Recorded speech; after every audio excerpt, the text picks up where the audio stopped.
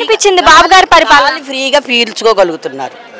ఎందుకంటే ప్రకృతి గాలిని కూడా పీల్చడానికి కూడా భయపడే జనం ఈరోజు గాలి కూడా చాలా ఫ్రీగా హ్యాపీగా ఉన్నారు. అయితే ప్రస్తుతానికి మనం అనుకున్న పనులన్నీ జరగవు. ఎందుకంటే శుభ్రంగా ఊడ్చి నాకేసి గీకేసి గోకేసి వెళ్ళిపోయారు కాబట్టి ఈ గోతులు పూడ్చుకున్నట్టు కొంచెం టైం పడుద్ది. ప్రజలందరం కూడా అర్థం చేసుకోవాలి మనం. ఎందుకంటే ఏమీ లేదు అక్కడ, గోతులు ఉన్నాయి. ఆ గోతులన్నీ పూడ్చుకొని రావాలి సాఫీగా నడవాలంటే. మనిషి బాబు గారి గురించి నెగిటివ్గా మాట్లాడే వాళ్ళకి మీరేం చెప్తారు? బాబు గురించి నెగిటివ్గా ఎవరు మాట్లాడితే వైఎస్ఆర్సీపీ వాళ్ళు మాట్లాడాలి. వాళ్ళు మాట్లాడతారు. ఎందుకంటే వాళ్ళు చేతగాని తనాన్ని ఎదటి వాళ్ళ మీద రుద్దడానికి, మనం చేయలేని పని ఎదటి వాళ్ళు చేశారనుకో దానికి ఏదో ఒకటి పొల పెట్టాలి.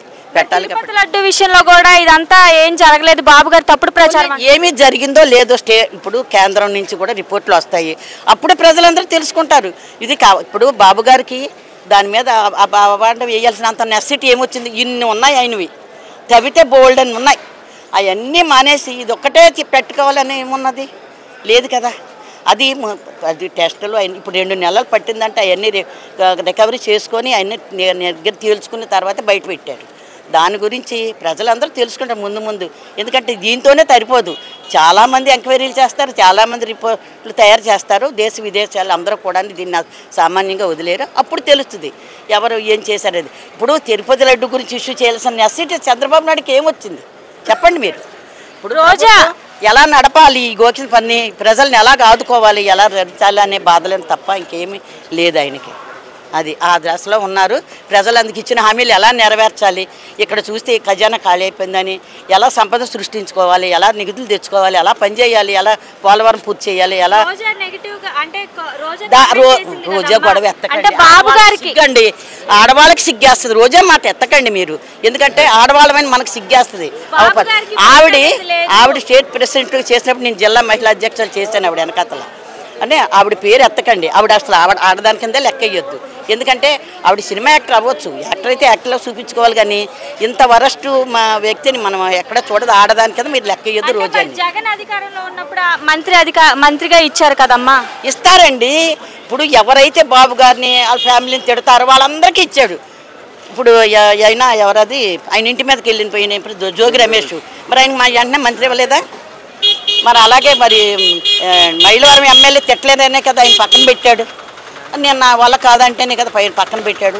ఆయన తిట్టినాడు ఆయన అందరికీ. మీరు చూసారా లేదో అసెంబ్లీలో ఆయన పక్కన తిడుతుంటే వెకిలి నవ్వుకున్నాడు.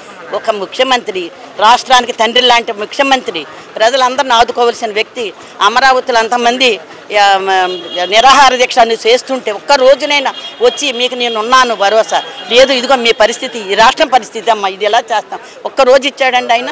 వాళ్ళని ఏంటమ్మా పోలీసులతో జుట్లు ఈడిపించి చీరలు లాగించి కేసులు పెట్టించి అంత దుర్మార్గంగా చేశాడు. ఇప్పుడు నువ్వు మీ పిల్లలు ప్రజలందరికీ ముఖ్యమంత్రి అంటే తండ్రి లాంటి వాడు. పిల్లలకి ఏదైనా ఆపద వచ్చినప్పుడు అడగాలి మీకు ఏం కావాలని. అది చేయగలిగింది చేస్తామన్నారు, చేయలేదని చెప్పాలి. మరి ఒక మాటలో బాబు గారి గురించి మీరేం చెప్తారు? బాబు గారు విజన్ ఉన్న లీడరు. కాకపోతే కొంతమందికి స్వార్థపడని అపోహ ఉంటుంది. ఇది ఎందుకు స్వార్థం? రాష్ట్రం కోసం స్వార్థం. ఆయనకి రాష్ట్రం బాగుపడడం కోసం స్వార్థం. ఎందుకంటే రాష్ట్రం బాగుపడాలంటే కొంచెం స్వార్థం చేయాలి. ఎందుకంటే ఇప్పుడు నేను పనిచేస్తానే నీకు పదవులు లేకపోతే నీకు కోపం వస్తుంది, నేను చేయకపోతే నాకు చెప్పకపోతే నాకు కోపం వస్తుంది. అలా కాకుండా చేసేవాళ్ళు ఎవరనేది ఆలోచించి చేస్తారు. కాబట్టి మీరు అందరూ కూడా ఆలోచించాలి. ప్రజలు కొంచెం ఒక్క సంవత్సరం ఓపిక పడితే బాబు గారు ఏంటో తీరూపిస్తారు. మీ పేరు? బాల.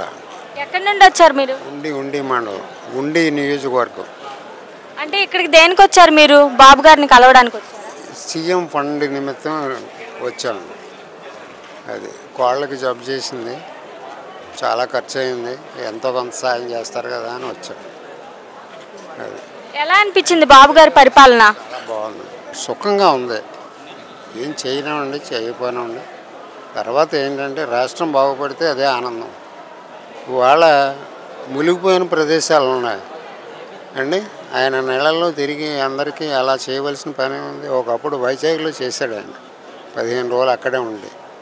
మరి అలా నీటిలో మునిగిన వారికి ఇంటింటికి 25,000 చొప్పున ఇస్తున్నారు కదా, మీకు ఎలా అనిపిస్తుంది? చాలా ఆనందంగా ఉంది. మరి ఇలా ఏ గవర్నమెంట్ తరపునైనా చేశారా? ప్రపంచంలో ఎక్కడ చేయలేదు, వరల్డ్లో చేయలేదు, ఇక్కడ కాదు. భారతదేశం కాదండి, వరల్డ్లోనే చేయలేదు. ఎక్కడన్నా మీరు విన్నారా? వరల్డ్లో ఎక్కడన్నా విన్నారా మీరు? ఇంటింటికి 25,000 ఇచ్చి స్టేట్ గవర్నమెంట్ ఎక్కడన్నా ఉందా? మరి బాబు గారి గురించి నెగిటివ్గా మాట్లాడే వాళ్ళకి మీరేం చెప్తారు? వాళ్ళకి కళ్ళు నెత్తి మీదకి వచ్చినాయండి, వాళ్ళకి తెలియదు. వాళ్ళందరినీ చూసి క్షమించి అలా ఊరుకుంటున్నాడు ఆయన. అదే ఏంటంటే పూర్వం గవర్నమెంట్ అయితే ఎప్పుడో ఏంటంటే తెల్లారెడేపటికి అరెస్ట్ చేస్తే అందులో పడేస్తారండి ఏదో రకంగా. మరి రోజా కామెంట్ చేసింది కదా, బాబు గారికి అసలు భక్తి అనేదే లేదు, ఆయన ఏ గుడికి వెళ్ళినా ఏ పూజ చేసినా చెప్పులు వేసుకునే చేస్తారు అని అంటుంది. దానికి మీరేమంటారు? ఆవిడికి ఏముందండి, ఏం మాట్లాడాలో తెలీదు. ఆయన వాళ్ళు వదిలేశారు. పిచ్చి కుక్క ఏమో తిరుగుతూ ఉంటుంది, అందరూ కొట్టి ఎందుకు చంపుతారు? వీళ్ళు ఇంకా కొట్టట్లేదు, అది పరిస్థితి. మరి తిరుపతి లడ్డు విషయంలో కూడా వైసీపీ వాళ్ళు అనుకోండి 100 రాళ్ళతో అయిపోయిందన్నమాట వాడి పని. ఒక మాటలో మరి కూటమి ప్రభుత్వం గురించి మీరేం చెప్తారు? బాగుందండి.